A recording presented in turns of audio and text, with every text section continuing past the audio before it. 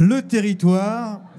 Et pour vous présenter le territoire, eh bien, nous avons le département en la présence de Renaud Béretti, vice-président. Bonsoir. On vous connaît aussi pour être le président de Grand Lac et pour être le maire d'Aix-les-Bains. Nous avons aussi le maire de la Meurthe-Savoie-Lex, mais avant tout, pendant une certaine période, le président des maires de Savoie, c'est Luc Berthoud. Bonsoir Luc Berthoud. Bonsoir. Et puis, comme nous sommes à Chambéry pour réaliser cette émission, eh bien, nous avons invité Philippe Gamin, qui est le président de Grand Chambéry. Philippe Gamin, bonsoir. Bonsoir. Alors, rappelons chacun rapidement vos domaines de compétences, parce que des fois, pour les citoyens, c'est pas toujours clair. Un département s'occupe de quoi ? Il s'occupe du quotidien de tous les Savoyards. Donc, ce sont énormément, évidemment, de sujets. Les routes départementales, les collèges, le sport, dont nos prédécesseurs ont parlé, le développement durable et bien d'autres sujets, la prise en charge sociale de nos concitoyens, les sujets de la vie quotidienne, l'aménagement des communes. Voilà, donc c'est vraiment tout ce qui touche immédiatement les Savoyards. C'est une collectivité de proximité. Alors au niveau du grand public, Philippe Gamin, un président de Comcom, de communauté de communes, c'est beaucoup moins visible qu'un maire, on est bien d'accord là-dessus. Par contre, ça a beaucoup plus de pouvoir finalement parce que vous pouvez, avec l'ensemble des communes, rebondir sur les sujets. Alors quelles sont vos compétences et comment ça fonctionne ? Effectivement, il est bon de rappeler les compétences, ce qu'on appelle les compétences. En fait, ce sont les services publics que délivre cette intercommunalité. Elle est là au service des communes, mais des habitants, bien évidemment, et des entreprises. Et en quelque sorte, sont les services publics que ne pourraient pas assumer seules les communes individuellement. Les communes, historiquement, se sont regroupées en communautés de communes, en communautés d'agglomération, pour délivrer des services publics. Alors, Luc Berthoud, en tant que président des maires de Savoie, vous avez tous les échos, hein, la ruralité, la montagne, l'urbain. Comment ça se présente pour vous ? Qu'est-ce que vous arrivez à faire à travers ce rôle fédérateur de président ? Alors déjà, essayer de faire une seule association, puisque nous en avions 4 jusqu'à présent. C'est complexe quand même, c'est unique en Savoie. C'est complexe, c'est pas très lisible vis-à-vis de nos interlocuteurs au niveau national. Et donc, ça se rétablit, ça ? Pardon ? Ça se rétablit ? Ça se rétablit. Tout le monde veut aller dans le même sens et de faire une seule fédération sur l'année 2023. Donc on est en train d'y travailler pour à la fois représenter cette diversité, mais aussi s'enrichir de nos différences et être un interlocuteur unique pour l'ensemble de nos partenaires. Alors revenons sur le département. La priorité de cette rentrée, ça a bien été la rentrée scolaire, hein, puisque vous avez fort à faire. Il y a aussi beaucoup de travaux, beaucoup de chantiers, et ça c'est beaucoup plus visible pour l'ensemble des citoyens. Et quelles sont réellement les prochaines étapes ? Une des priorités, ça a été dit précédemment, c'est le sport, puisque le stand du département, avec un simulateur, permet de se plonger en immersion. Et ça, c'était l'animation sur la foire de Savoie. Sur la foire de Savoie, importante, parce que beaucoup de Savoyards y passent. Et finalement, c'était ce grand événement de février 2023, la Coupe du monde de ski à Courchevel-Méribel, fait partie, Fabrice Pannecourt l'a rappelé, des grands événements que la Savoie sait accueillir et organiser, parce que nous sommes un département sportif et par ailleurs, le département de la Savoie accompagne le monde sportif, qu'il soit celui de la formation au sport, celui des amateurs, celui du monde du sport de haut niveau, à hauteur de 5 millions d'euros. Donc on voit que c'est un investissement important dans un département qui en plus est labellisé terre de Jeux olympiques et paralympiques, sans compter bien sûr la Coupe du monde de rugby qui se déroulera, vous le savez, en France en 2023. D'autres points sur le département, niveau priorité ? Oui, alors, donc à côté du sport, une des priorités, vous l'avez dit, c'est la rentrée scolaire dans tous les collèges privés et publics, évidemment, de Savoie, oui, qui s'est globalement bien passé. Le département, son rôle, sa mission, c'est d'investir dans l'entretien, la modernisation, la mise aux normes des collèges. Et il y a un plan très ambitieux de plus de 222 millions d'euros, donc sur, évidemment, plusieurs années, pour rénover, construire les collèges, avec un accent particulier sur la résilience énergétique et donc l'appel à ces technologies pour le climat. Philippe Gamin, pour vous, les priorités, il y a beaucoup de travaux sur Chambéry. Il y a aussi les Bauges, c'est un peu votre spécificité entre la ruralité, et les montagnes et l'urbain. Alors pour bien comprendre et pour parler, avant de parler des priorités, les principales compétences de l'agglomération, j'ai dit tout à l'heure, on délivrait des services publics. Parmi les plus opérationnels, c'est l'alimentation en eau potable, l'assainissement, la collecte et le tri des déchets, c'est l'objet de notre stand sur la foire de Savoie, mais aussi les mobilités, les transports en commun, les pistes cyclables, le développement économique, etc. Voilà, pour en citer quelques-unes de ces compétences opérationnelles.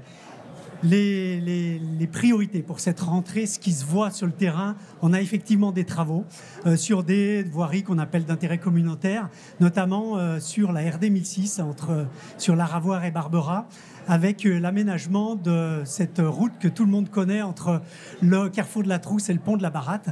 Donc on réaménage pour améliorer la fluidité, pour créer une zone piétonne et que cette voie soit plus agréable. C'est une première phase, ça va être jusqu'à peu près mars 2023. Ensuite, sur les Bauges, effectivement, des gros travaux structurants de sécurisation en eau potable des communes du cœur des Bauges. On est bien sûr toujours sur le territoire de l'agglo de Grand Chambéry.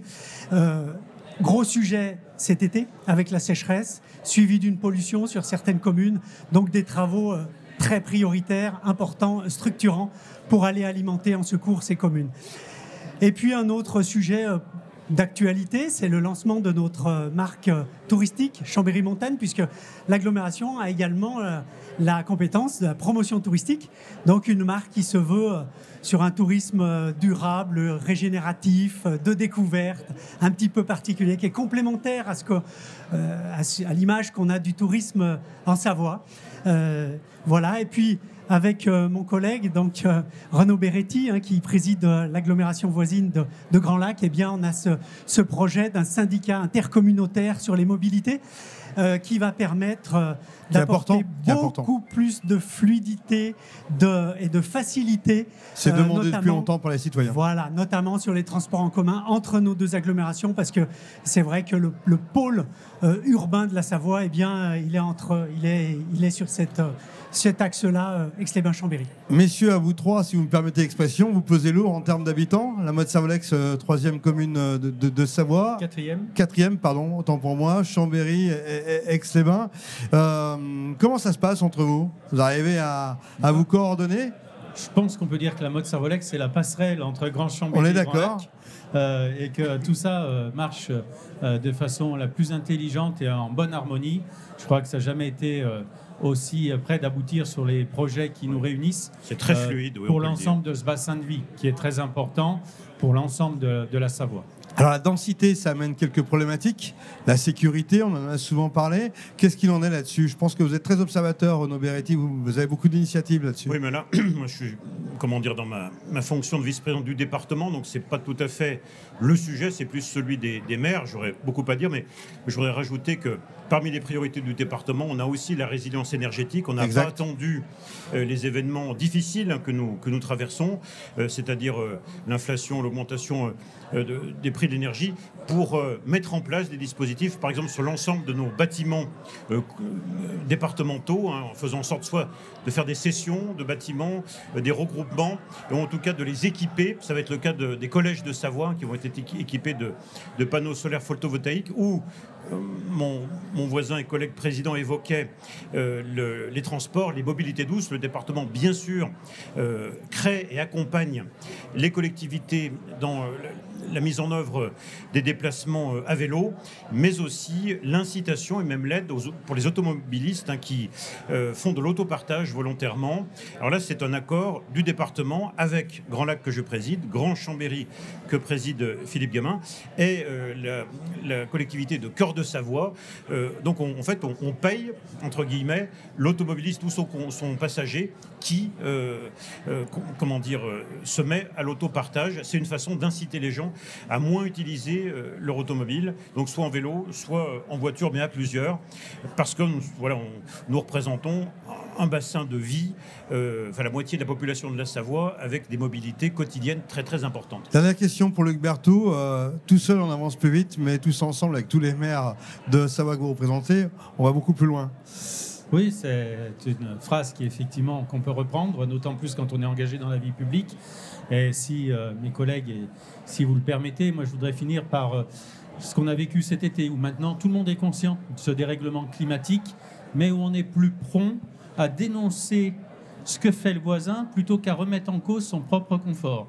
Donc moi je pense que nous, maires, comme l'ensemble des acteurs, on a ce rôle maintenant de pédagogie et dire oui, c'est bien, on a vu tout ce qu'il y a, la sécheresse, le manque d'eau, le dérèglement, les qualités de l'air qui se dégradent, mais ce à quoi chacun d'entre nous est prêt à renoncer pour apporter sa part, sa goutte d'eau, comme le colibri que Pierre Rabhi, selon la légende amérindienne, évoquait, pour pas qu'on reste inactif et qu'on dénonce facilement les travers de notre voisin sans regarder les nôtres.